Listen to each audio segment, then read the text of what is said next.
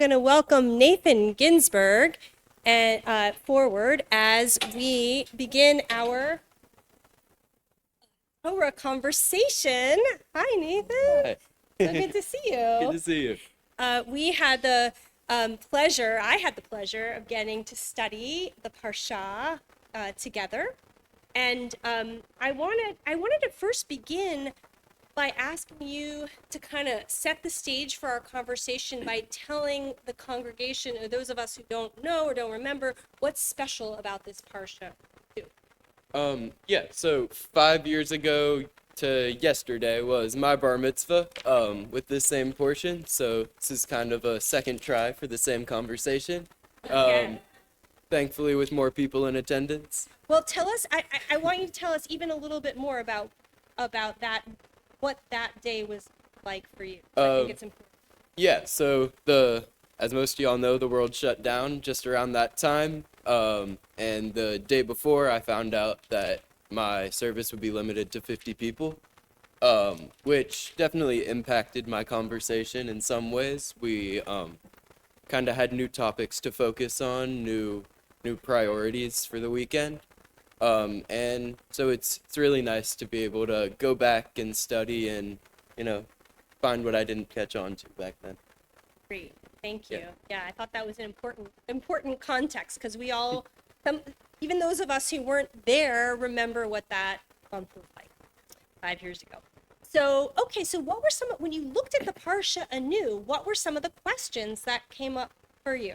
So as most of y'all know, it's the big part of this portion is the golden calf.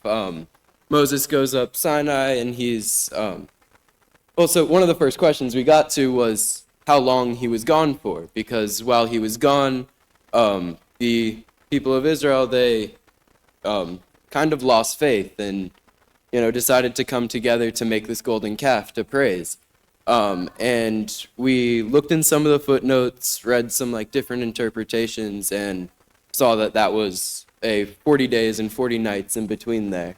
So that's kind of one thing we started by talking about, just kind of getting to that answer of what made the people lose faith and how long he was gone for. Right, and we talked about how it depends on your perspective. It could seem like a very long time. It could also not necessarily, if you were expecting it, maybe it wouldn't be a Right. long time, but since they didn't know, it could feel like a very long time. So what do you think they were feeling? Like, what was going on for them at that Yeah, time? the sense that I get from them is kind of betrayal. In the translation, you see that they kind of say that guy Moses, where is he gone? As if he hadn't just led them for another 40 days and 40 nights through the desert and kind of been this holy figure to them. And to go from that to that guy it shows some kind of loss of faith. Right. And I thought it was interesting that you, when we were studying, you used the word betrayal, and we see that the betrayal goes both ways, right? Right. That the people feel betrayed and they also end up betraying.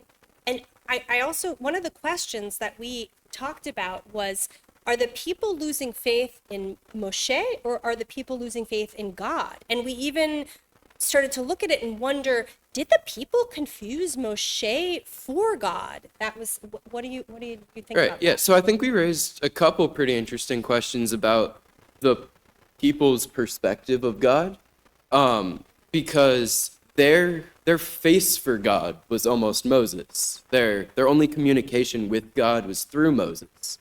So when that figure disappeared, although he was going to speak to God and get them the commandments and only leaving to serve the people, you can kind of see how if your face of God disappears without a timeline of when he would be back, that can be scary. Yeah. And I'm even thinking, I love how you're talking about the face of God, because, and the people looking for a human face, because we also see in our Parsha, we didn't talk about this, but I just think it's interesting to note that there's also this part in our Parsha where Moshe is begging God, can I please see your face? Right? I want to know who you are. Right. Right. But well, you had some other questions. What were some other questions you had? Yeah, so I also asked about the significance of the calf. Yes. Because they kind of say in the Parsha, like, take off all your jewelry, melt it all together, and out came a calf. Like That's right. that's just kind of That's what what Aaron happened. says, right? And that confused me a little bit. So we looked into like the symbolism of the calf, and it in many cultures it represents that like holiness and strength. And that's where we kind of got into the question of, did they think the calf was God? Was it a face for the God they already knew? And yeah, so that's when we kind of looked into what was it that we were talking about, Well, like the pedestal? Yes. So one of the questions that you had, I thought was a really interesting question, is do the Israelites think that the golden calf is God? Or do they think that the golden calf is like a god with a lowercase that they can something they can worship that's not Yud He Vav He or Hashem, Right, right? because the same way that we were saying that Moses could likely be their face of God, when that disappeared, they needed a new face. They needed a new image to look up to. Right. Um, And about what you mentioned, the pedestal. So right, is the there's the rabbis wondered, is the golden calf just a pedestal for God, or is it a God? Is it right, God? and that's where we kind of get into the ethics of the decision to make that golden calf. Yeah. Because if it is a pedestal for God to sit upon and continue to be their leader, then that's almost okay. That's almost Well, or that's better. almost that. Um, Sorry, finish it. Yeah, but if they're trying to like replace God or saying that he's left and this is our new God, then that's where we, get into the reason for the disappointment and betrayal. Exactly. And what I was going to say is that we talked about this a little bit last night at Each Shmooze Pray, that the distinction between building a golden calf and building a mishkan is very subtle. So actually, that's exactly what you're talking about, that throughout this part of our Torah, we are looking at how to build something that's truly holy. And we didn't talk about this, but what do you think, do you have any ideas about what distinguishes the Mishkan, the tabernacle, which is holy and is appropriate, and in fact necessary for the Israelites to build, versus the golden calf, which was like our fundamental mistake? Why Right. was the golden calf a mistake? Why is the Mishkan okay or good? I think it's because the calf is putting like a different face to God and almost making him a different person in the people's eyes. While the Mishkan is kind of a place for God to be and look upon the people from. Beautiful, beautiful. And part of that is that the Mishkan is empty on the inside, Right. whereas the calf is solid, right? So we talked last night even about how the calf is kind of full of itself, and the Right. Mishkan leaves space for God.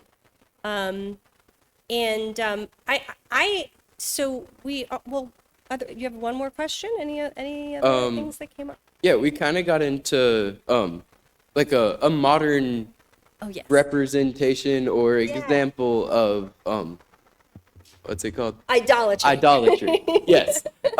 And what we came to, which I thought was pretty relevant with this portion also being from my bar mitzvah, was our thought about the bar and bat mitzvah service and how we kind of have a false idol of the celebration being the party and like this is my weekend, this is where I Right. become a man, become a woman, when our focus kind of strays from what we're really doing.